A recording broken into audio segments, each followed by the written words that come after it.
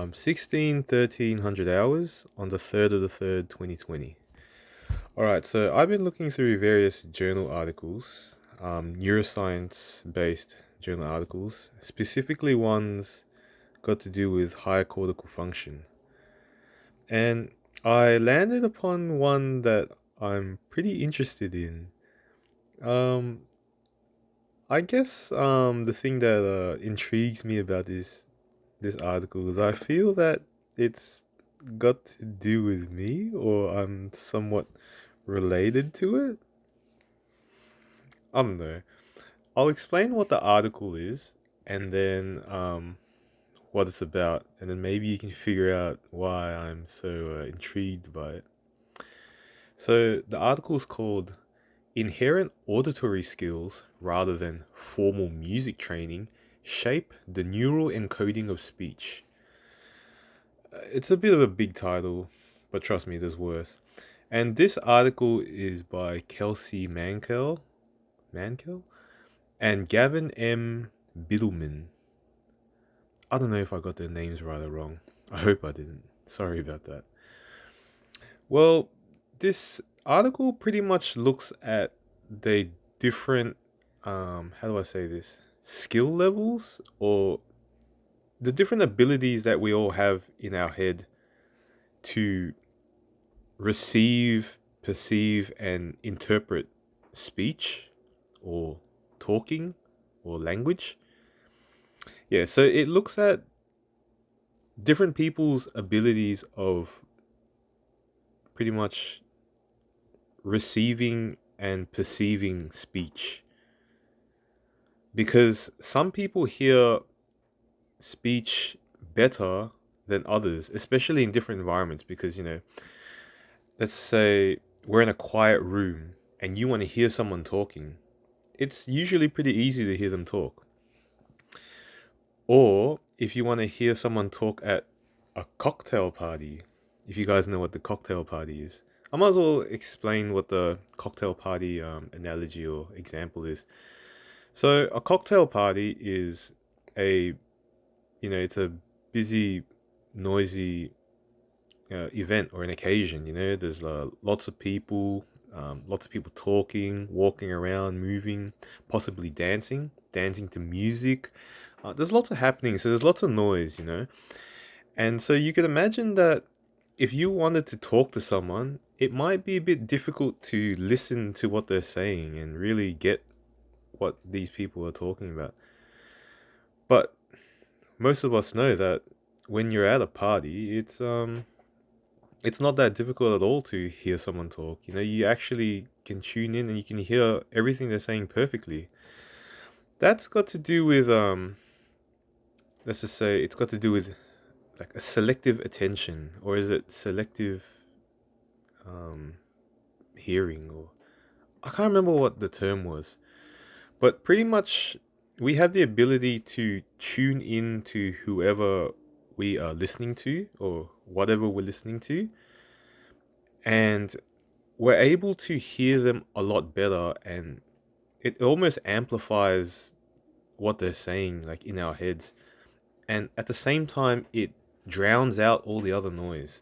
So all the other things that are happening, and you can hear like other people talking, all these things that should be distracting you from listening to this person you're paying your attention to, it all dulls down so that you don't really hear it and you don't concentrate on it. So yeah, this cocktail party is about this selective focus on what you give your attention to. And that's a big part of this neural encoding of speech, or in other words, this ability to pick up speech, especially in noisy environments or not. So this article, it looks at uh, pretty much, it separates people into three distinct categories. So the first category, which has been looked at over time for like over years, and that has been studied for a while, this first category are people that are trained in music, like trained for 10 years in music, musicians, for lack of a better word. And it's known that musicians have a greater ability of, first of all, dealing with sound and audio, but also with this speech encoding or picking up speech. The other group of people it looks at, there's actually two other groups this study looks at. It looks at, first of all, these people are the ones, they're not trained in music. So there's people trained in music, and then the other two groups are not trained in music. But the difference between the two groups who are not trained in music is one group of people, they're said to have good good musical ability or good auditory ability. Let's just say they're naturally gifted and talented at sounds and music. Whereas the other group, they're not so talented with sound and music. So what's interesting about this study is it has found that even though the musically trained people are the best at dealing with audio, sounds, and especially picking up speech, the people who are naturally gifted at music or who naturally have a good level of auditory skill and perception, they are just as good at picking up speech and other sounds as the people who are trained in music. And the study looks and tests a lot of the parameters that show that a trained musician has a good level of audio perception. And it shows that the people who haven't been trained in music, yet they're known to have good musical talents, they pretty much match up in these tests as well. They're not as good as the musically trained, but this is something to consider. Yeah, it's something to consider, considering that these people haven't been trained. So it could be like, oh, I've got 10 years of training in sound, and I'm at this level, whereas another person hasn't had any training in sound, and he's at this level. Damn, that's a reality that sucks for some people to face. And I'll be honest, sadly, I do know a few people that are a bit bitter about this fact. See, what this study is pointing out is that there are people out there who are gifted and talented, and then there's other people out there that need to work hard just to get to a certain level. I know that's obvious, and people know like they're just people naturally talented and all that, but it just, to see it in a scientific study, it's, sadly, it kind of confirms the idea or the hypothesis, the theory a bit more. This is just any study, any scientific study. It's just supportive evidence. It doesn't mean it's the truth, but there is supportive evidence out there. So someone can say, science does say that there are in fact talented people, or in terms of music at least, and audio perception and processing. But yeah, I was gonna say, yeah, I know some people out there, they're a little bitter about the fact that they have to work so hard to be musically gifted or to have musical abilities, whereas they know that there are other people out there that don't work hard and yet they're just as good. And I don't know, I remember being presented with this kind of bitterness, and I was telling this person, hey man, just continue what you're doing, because you worked hard for it and now you have something. You might as well make the most of it.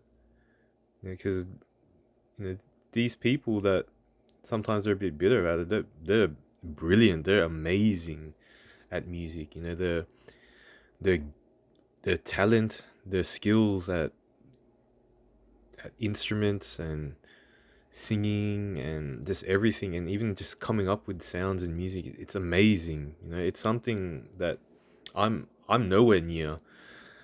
But at the same time, I do like to say that I am musically gifted. Maybe I've got that inherent gift.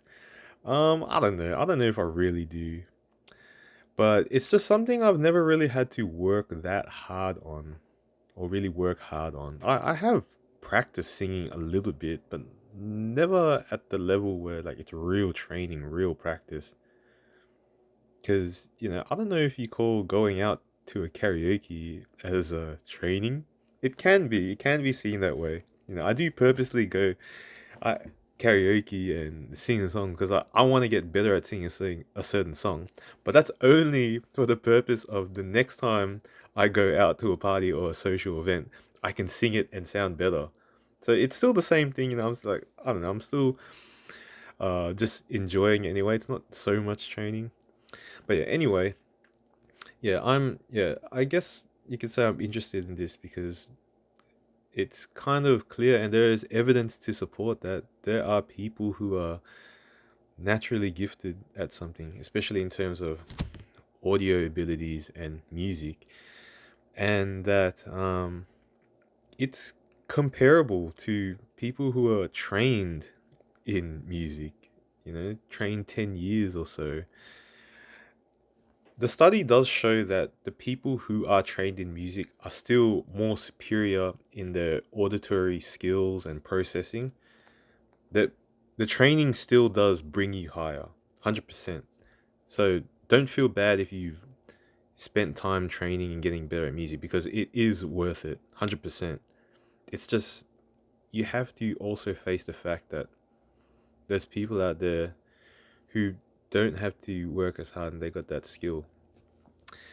Yeah, it's so this study does kind of touch on some points.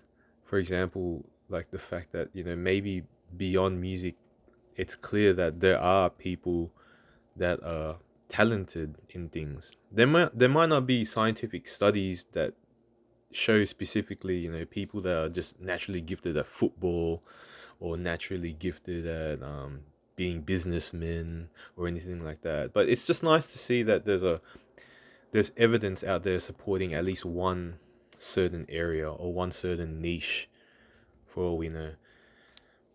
And also, it it's nice to see that the training or the training of music, the 10 years of experience and training does eventually bring you at a greater ability, which is cool. That's why, the people that believe you work hard, you'll surpass all the geniuses or all the talented people. If talent doesn't work hard,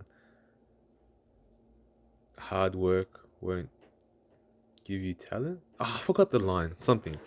But, it's just a nice piece of evidence.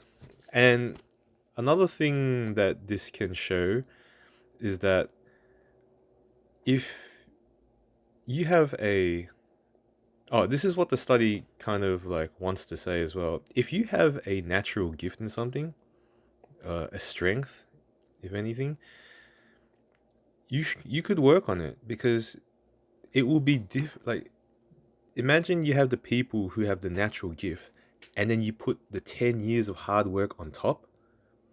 That's an exponential growth, and you could really excel in something.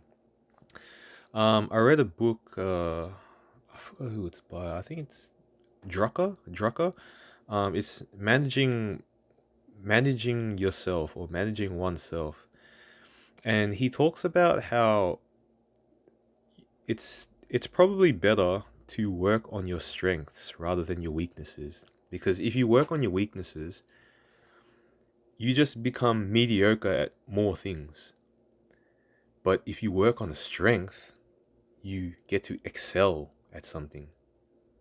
So rather than working on a weakness and just being more mediocre, you should work on something you're already good at and excel at it. I should definitely work on something that I'm good at and excel at. Maybe I am musically talented in music and maybe I should work on that. I don't know if I'm actually, inherently gifted because, I did grow up amongst a culture that loves music, and karaoke, and as a child I had to engage in all that, and I've had lots of practice since childhood. So I don't know if it's inheritant, but at the same time, if it's been part of my culture, especially part of my culture for generations. Maybe that means I genetically received and inherited, this ability that has been worked on for generations, and now it's part of my makeup. I don't know. But it is still something that maybe I should work on. But yeah, like, for everyone else out there, maybe we should look at what our strengths are, what we're actually good at, like what we have a innate ability to do well, and maybe we should make the most of it if life allows us, or if we allow ourselves to. I don't know. Signing out.